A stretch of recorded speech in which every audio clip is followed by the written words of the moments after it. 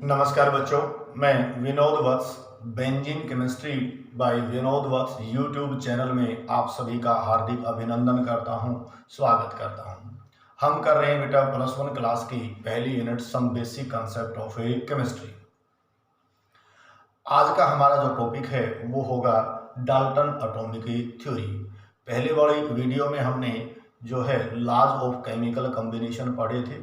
आज हमारा जो टॉपिक रहेगा वो है Dalton atomic theory. John Dalton ने 1803 में सबसे पहले मैटर से रिलेटेड एक थ्योरी रखी और उसको बोलते हैं हम डाल्टन एटॉमिक थ्योरी। डाल्टन ने क्या क्या बातें कही वो आज हम करेंगे।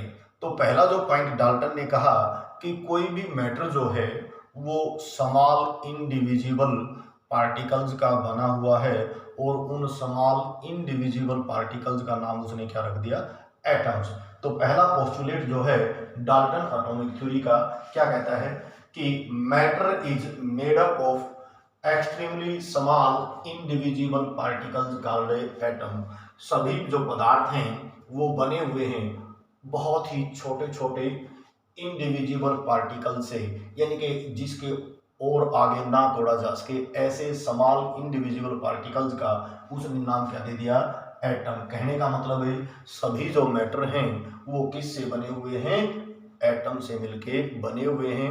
और एटम जो है वो स्मॉलेस्ट पार्टिकल्स है, उसको आगे तोड़ा नहीं जा सकता है। दूसरा जो पॉइंट है, atoms of same elements are identical in all respect, यानी कि एक ही एलिमेंट के जितने भी एटम्स होते हैं वो शेप में, साइज में, मास में, यानी कि हर प्रकार से वो एक जैसे होंगे। जैसे हम गोल्ड के जो कोई भी एटम लेंगे उसका कलर भी एक जैसा होगा, उसकी शेप भी एक जैसी होगी, उसका मास भी गोल्ड के सभी एटम्स का क्या होगा, बराबर होगा। थर्ड पॉइंट इसने कहा कि atoms of a different elements, atoms of a different elements. मान लीजिए भाई एक हमने गोल्ड का एटम ले लिया और एक हमने आयरन का एटम ले लिया, ये सोना हो गया और ये लोहा हो गया। इसका मतलब देखने में ही अलग अलग हैं, उनकी शेप भी अलग होगी, उनका साइज भी अलग होगा, उनका मास भी अलग होगा। तो ये कहता है atoms of different elements are different in shape, size and mass. अलग अलग एलिमेंट्स के जो एटम्स होंगे वो शेप, उनकी शेप भी अलग होगी, उनका साइज भी अलग होगा और उनका मास भी अलग होगा। इसी प्रकार से नेक्स्ट पॉइंट इसने कहा कि atoms is the smallest unit that take part in a chemical combination. Dalton ने कहा कि एटम ही वो छोटी से छोटी इकाई है जो किसी भी केमिकल रिएक्शन के दौरान या केमिकल कॉम्बिनेशन में हिस्सा लेती है। एटम से और कोई छोटी यूनिट नहीं है जो केमिकल रिएक्शन में, कहने का मतलब जब भी केमिकल रिएक्शन होती है तो एटम ही क्या करते हैं, जुड़ते हैं या सेपरेट होते हैं या रीअरेंज होते हैं। तो atom is the smallest unit that take part in a chemical combinations. Fifth जो पॉइंट है, atoms of two or more elements, atoms of a two or a more elements combine in a fixed ratio of their masses to form compound atom। इसने कहा कि भाई जैसे hydrogen के 2 atom और oxygen का 1 एटम जुड़ के क्या बना दिया इन्होंने, एक कंपाउंड एटम बना दिया। ये हमारे पास कंपाउंड एटम। तो डाल्टन के टाइम तक मॉलिक्यूल्स की खोज नहीं हुई थी, वो बाद में एवोगैड्रो ने खोजी थी। तो उसने कहा कि भाई ये 2 ग्राम है और ये कितना बेटा 16 ग्राम, इनके मास में जो रेशो है वो क्या होगी, फिक्स होगी। तो ये कहता है कि जब कंपाउंड एटम बनता है, आजकल इस कंपाउंड एटम को हम क्या कहना शुरू कर दिया है, मॉलिक्यूल। क्या नाम दे दिया इसका, मॉलिक्यूल्स। तो डाल्टन के टाइम तक कंपाउंड एटम मॉलिक्यूल टर्म नहीं खोजी गई थी। तो एटम्स ऑफ 2 और more elements combine in fix ratio, यानी कि 2 या 2 से अधिक तत्वों के जो एटम्स हैं वो fix ratio of their mass में ही जुड़ते हैं। क्या करते वक्त, कंपाउंड एटम जब वो बनाएंगे, यानी कि जब एक मॉलिक्यूल बनता है उस वक्त उनके मास में जो रेशियो रहेगी वो क्या रहेगी, फिक्स रहेगी। फिर ये कहता है atom can neither be created nor be destroyed during any physical और केमिकल चेंज। किसी भी यानी कि भौतिक और रासायनिक चेंज के अंदर, परिवर्तन के अंदर एटम को ना तो हम बना सकते हैं और ना ही एटम को क्या कर सकते हैं, डिस्ट्रॉय, नष्ट कर सकते हैं।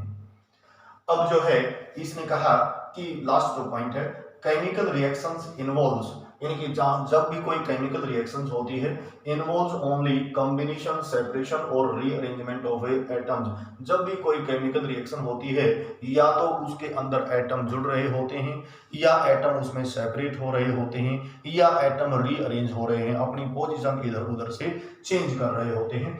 तो उसने ये कहा कि भाई atom is the smallest particles that take part in a chemical reaction. जब भी कोई केमिकल रिएक्शन होती है, उसमें या तो एटम जुड़ जाते हैं, या एटम सेपरेट हो जाते हैं, या वो रीअरेंज हो जाते हैं। तो इस प्रकार से डाल्टन ने ये सबसे पहली थ्योरी रखी गई थी। तो ये थी डाल्टन एटॉमिक थ्योरी, लेकिन इसकी बहुत सारी लिमिटेशंस थी। तो डाल्टन एटॉमिक थ्योरी की लिमिटेशन क्या है बेटा, वो देखिए यहाँ पे limitation of A Dalton atomic theory. पहला पॉइंट हमारे पास लिमिटेशन में,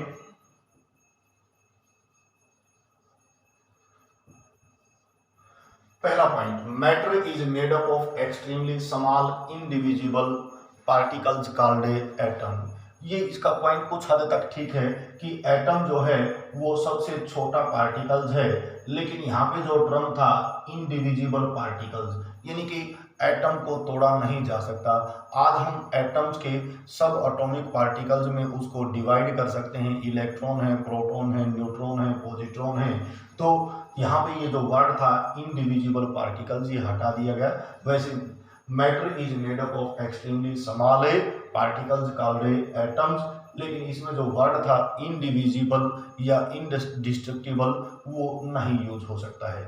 दूसरा, atoms of same elements are identical in a all respect, यानी कि एक ही तत्व के जितने भी परमाणु हैं वो क्या होंगे, सभी प्रकार से एक जैसे होंगे। लेकिन जैसे हम बात करें बेटा, आपने आइसोटोप के बारे में पढ़ा, हाइड्रोजन के 3 आइसोटोप हैं, प्रोटियम, ड्यूटेरियम और ट्रिटियम।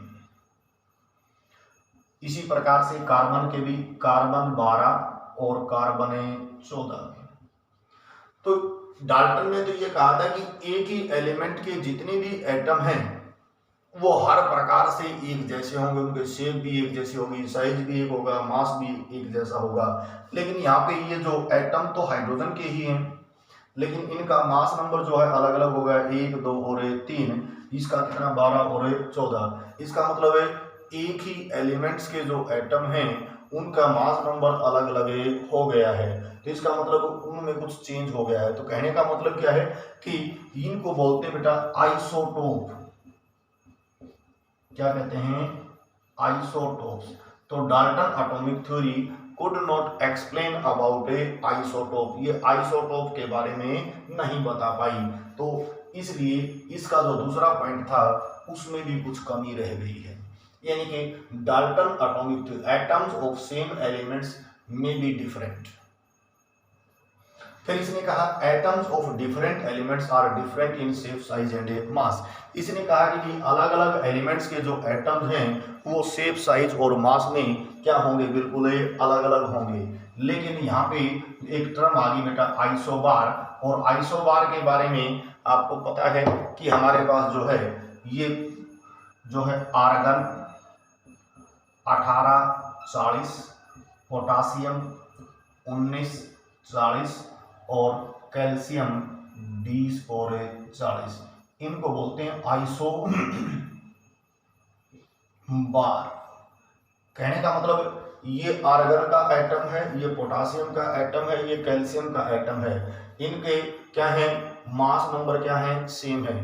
तो इसलिए अलग अलग एलिमेंट्स के जो एटम हैं वो भी एक जैसे हो सकते हैं, किसी रिस्पेक्ट में वो मिलते जुलते हो सकते हैं। जैसे यहाँ पे एटॉमिक मास नंबर इनका क्या हो गया, सेम हो गया।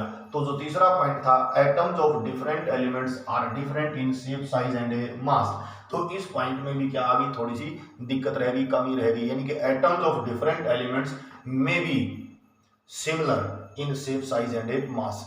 Under specified conditions. कहने का मतलब है Dalton atomic theory could not explain about a isobar, यानी कि जो तीसरा पॉइंट था वो आइसोबार जो था उसको एक्सप्लेन नहीं कर पाई। दूसरा पॉइंट जो था लिमिटेशन में ये आइसोटोप को एक्सप्लेन नहीं कर पाई। Next, atom is the smallest unit that take part in a chemical combination. ये पॉइंट भी गलत है, आजकल जो है ये चेंज कर दिया गया है। Electron is the smallest unit, electron is the smallest unit that take part in a chemical reaction. तो यहाँ पे ये जो इलेक्ट्रॉन था, एटम की जगह क्या आना चाहिए था, इलेक्ट्रॉन, लेकिन डाल्टन के टाइम तक इलेक्ट्रॉन की खोज नहीं हुई थी।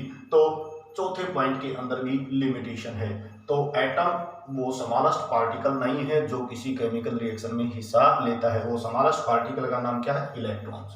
अब atoms of two or more elements combine in fix ratio of there masses. तो दो या दो से अधिक एलिमेंट्स के जो एटम्स हैं वो fix ratio of their mass में कंबाइन करते हैं। तो कंपाउंड एटम, ये कंपाउंड एटम की जगह आजकल इसको चेंज कर दिया गया किसमें, मॉलिक्यूल्स में। बाकी ये पॉइंट उसका ठीक था।